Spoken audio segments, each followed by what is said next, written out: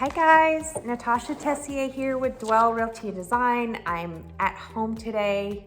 I don't know if you saw my sweatpants, but I listed 2 houses yesterday, 2 really cool houses. One of them has a casita, like a mother-in-law suite, which is really popular here now, where you have kind of a separate living quarter, but right, like your patios are connected. So anyway, I'm at home today. I worked all day, was out running around all day yesterday. So I'm gonna get some filming done for you guys. And today I'm gonna go over the pros and cons of living in Houston.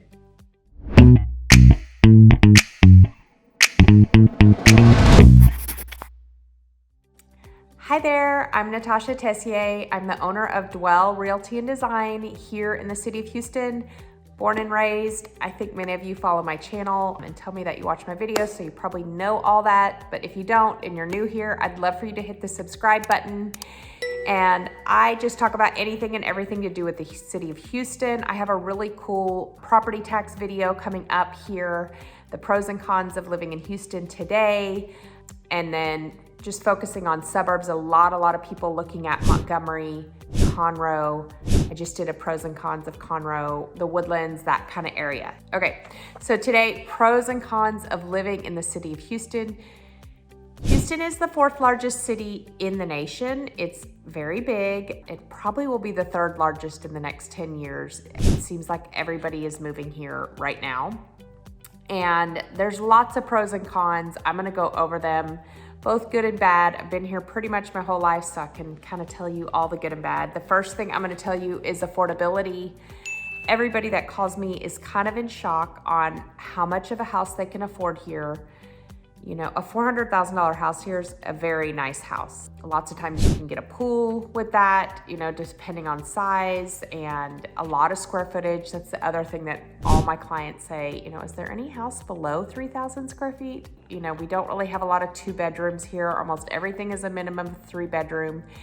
And the housing is very affordable. The gas is very affordable. The groceries are very affordable. Even as that fluctuates, we are always lower than almost everywhere else. So it's very affordable cost of living. On the con side of that, because there's so many people moving here, we do have traffic. I used to live in the city of Houston over kind of near the Med Center and those areas, and the traffic can get crazy in there. However, the freeways have all expanded, and I feel like it gets better and better every year. I keep moving further and further out, so now I'm out in Montgomery. I don't really sit in traffic anymore. Now, anytime you're going into the city at peak hours, you know, 8 a.m. and 5 p.m. coming home, you're gonna hit traffic. And where I live, right, this little, if you're looking on a map, it's gonna be called Egypt, but it's really Montgomery and Magnolia area. That area at 5 o'clock is crazy. The light cycle, there's just 5 million cars. So there are certain spots. However, I feel like it's getting better. The tollways have helped. We have 3 different loops around Houston. So you have the 610 loop, that's not a tollway, but then you have the Beltway, which is a tollway, and then further out now, 99. And all those have helped speed up a lot of the traffic. So it just depends on when you have to be at work and where you have to be at work. Obviously, you know, if you have to drive 20 miles, you know, you don't want to do it right at 8 a.m. If you can kind of get off hours, then that'll help with that. Okay, the next pro I'm going to talk about are our sports teams. Unfortunately, our Astros lost the World Series last night, but we do have a lot of fun sports teams, and the city kind of rallies around all that. So lots of huge Astros fans, huge Texan fans, the Rockets, a lot of local sports teams. Like if you go to a football game on a Friday night, you're going to see, you know, 5,000 people there. It's not uncommon at all. Our stadiums are huge. Our sports facilities, sports are just a big deal in Texas, especially football. So if you know that, then you know that there's lots of sports, lots of things to do, lots of opportunity for kids to play sports. During the pandemic and right now, nothing is restricted here that I can see. I'm out in Montgomery. My kids play sports all the time. We don't wear masks when we don't wear masks at all anymore, but no masks during the sports. You know, we just try to be careful and stuff, but the sports are abundant. So, okay, my con on the other side of that is gonna be the weather. Now, we get a bad rap for this because the other day I looked and our humidity was 30%. I was with one of my clients and I'm like, let's look at it. Cause she was like, oh, it's so beautiful. I thought Houston's always muggy. Today, it's gonna rain in about 2 hours and it's gonna be humid because of the rain, and then that storm will blow through and it'll dry out. So if humidity bothers you, Houston's probably not the place for you. It doesn't bother me. I don't know, my mom tells me that it keeps us looking young because there's moisture in the air. She looks great for her age, I'll take it, I don't know. But anyway, it is humid, and July, August is very, very hot all over the state of Texas. Doesn't matter where you go. We combat that with, you know, mostly everybody has a pool or a neighborhood pool, or we go to Lake Conroe, or we go down to Galveston, or we go down to the prettier ocean down in Port Aransas. There's lots of ways, you know, there's water parks and all that stuff. So we can still be outside, it's just hot. Okay, moving on to the next thing. It is very family oriented here with lots and lots of things to do for families. So the Houston Zoo is amazing. The aquarium downtown is really fun. Discovery Green is a park downtown that has great things. As I was saying, there's water parks all over the area. The rodeo is a super fun family event that everybody goes, not everybody, but a lot of people go to kind of end of February, beginning of March usually. So tons of things to do. There's the opera, plays on Broadway, obviously the sporting events that I mentioned. There's so many things to do in entertainment. A lot of people like to take boats out on Lake Conroe. A lot of people like to go down to Galveston. All those things are kind of pretty close to the area and just fun things. KEMAH Boardwalk is a really fun place for people to go. So lots and lots of different things for people to do here. I don't think you'd ever get bored. So the flip side of that is I put on construction. I don't see it as much out here.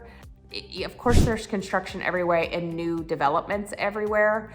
And you can usually avoid them, like get on your Waze map and know if there's a lane closure or something like that because of construction. It's not as bad as it used to be.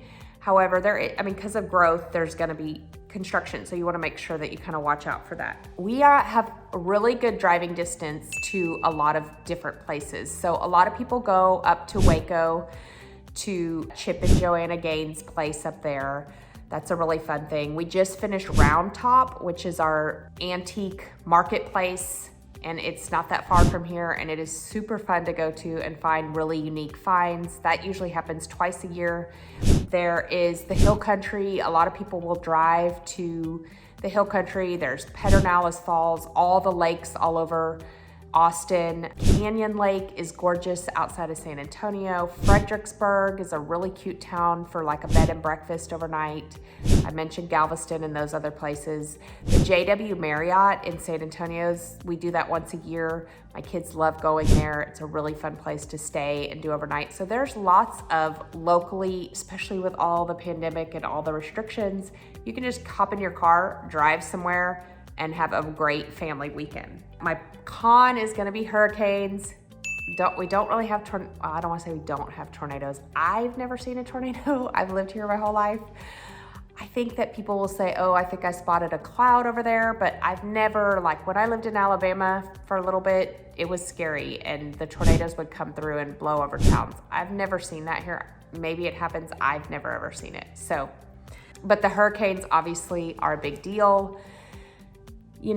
Hurricane Harvey was a very horrible incident that happened here, and I liked the way that all the Texans responded. Literally every single day, people were going out, going in their fishing boats, rescuing elderly up. There was none of this, stealing from people and all this stuff. Texans do carry guns, and a lot of people would just board up their house and say, locked and loaded. But more so, everyone came together as a community and helped each other. I mean, even my kids, I think they were in like 8th and 6th grade at the time, they went out and helped people, rip down their sheetrock and do whatever they can to just make help everybody kind of rebuild. So yes, the hurricanes can be bad. Out here where I am in Montgomery, I've never evacuated or anything like that. And really, again, the flooding kind of gets a bad rap. I've never sold a flooded house. They're out there. but I've never sold one. You know the areas that are flooded and the areas that are not. And if it didn't flood during Harvey, I feel like it's gonna be pretty hard pressed to flood. Now, obviously anything can happen, but that was like the 500-year flood. I've never seen rain like that for that extended period of time. Okay, so the diversity, Houston ranks over and over for being one of the most diverse cities, which I think is great. Lots of people from lots of different areas, and everybody, you know, is very welcoming here. So that's good. Kind of running out of cons, which I guess is a good thing. The last thing I'm gonna do is property taxes. They are higher. I'm about to do a property tax video again and give you a breakdown of how, like if you're coming from California and your property tax is I think it's 1.115 or something, versus here, let's say 2.7, which is what mine is, 2.7. I'm gonna do a whole breakdown. When you pay the state income taxes, you're gonna be better off here, especially with gas, groceries, and affordability and all that stuff. But I'll do a whole video on that so you can see that. But the property taxes would be a con because some people aren't used to paying that. We do have a lot of exemptions. So there's a VA exemption, homestead. If that's your homestead in your main house, you can save up to 20%. What else? Over 65 has exemptions. So all those will help lower your property taxes as well. Okay, so my pros keep going. Healthcare is obviously amazing here. I will tell you that people don't realize there are big, large hospital names in every suburb. So even out in Conroe, we have HCA. Right in the Woodlands and kind of north of Conroe, you're gonna have Methodist, Texas Children's, St. Luke's, Memorial Hermann. So every suburb, you don't have to go into Houston. Obviously, MD Anderson is in Houston, but every suburb has their own hospital to kind of service you. So if you're out in the suburbs, you still can get to a hospital if you have elderly parents coming or whatever. All the suburbs are gonna have usually a hospital within like 20 minutes. So that's helpful, obviously, for healthcare. Downtown is one of the nationally rated healthcare facilities in the entire world. So that helps a lot too. If you need those specialty services or something, you know, really needs special care, then you can go there. But most of the time you can take care of things out in the suburbs. Okay, education is my next pro. The education here, you know, I'm in Montgomery ISD. We moved out here for the education system. All my kids are in A-rated schools. I think they're phenomenal. So you can look on HAR and you can figure out what rating each school has. And all that is based on a standardized test given to the kids. You can also look at diversity. You can look at economically disadvantaged, all that stuff. But the schools, for the most part, there's several A-rated districts and A-rated schools that are great public schools to put your kids in. The further out you go, like Montgomery, I've talked about this before, very conservative school district. The further in you go, a little bit more liberal. And then also on education, so you want to know, you know, there's tons of colleges for your kids to attend. So UT, A&M, TCU, Baylor, Texas Tech, Texas State, Rice. I mean, I couldn't list all the colleges that Texas has. Smaller schools, bigger schools, UTSA. I mean, there's so many that there's a lot of opportunity for kids when it comes to college and comes to, you know, going on to that next level of education. Okay, the last thing I'm going to talk about are the restaurants. So Houston has many, many nationally ranked restaurants and steakhouses. Steak 48 is one of our favorites when we go into town. But even out in the suburbs, there's plenty in the Woodlands. There's Tris and Trulux and great restaurants there. And then even further out in Montgomery, we like to go to little places like the Cozy Grape or Hodgepodge Lodge. I mean, there's great little restaurants right around the lake there in the heart of Montgomery. So lots of good food, probably too much good food. I love good food. So, you know, lots of great, highly rated restaurants and great food around. So those are my pros and cons of living in the city of Houston. If you guys ever have any questions, what are the next steps? The next steps are you and I can hop on a Zoom call and we can chat about, you know, what your goal is. Maybe it's not to move for a year, or maybe you just want to get on a list and look at different homes. We can totally set you up with a list. Please reach out to me. You can text me. My cell phone is listed below. You can text me, you can reach out to me on Instagram, which is Houston Realtor Natasha. I also have a new TikTok that I'm not good at, but it is also Houston Realtor Natasha. I'm Natasha Tessier on Facebook, or my Gmail is just natashatessier@gmail. So however you prefer. If I don't respond, I probably didn't get your message because I'm really quick to respond to my clients. So if I didn't respond, please reach out again. Maybe it went to spam or, you know, an other mailbox and I missed it. But I'm happy to help you with your relocation.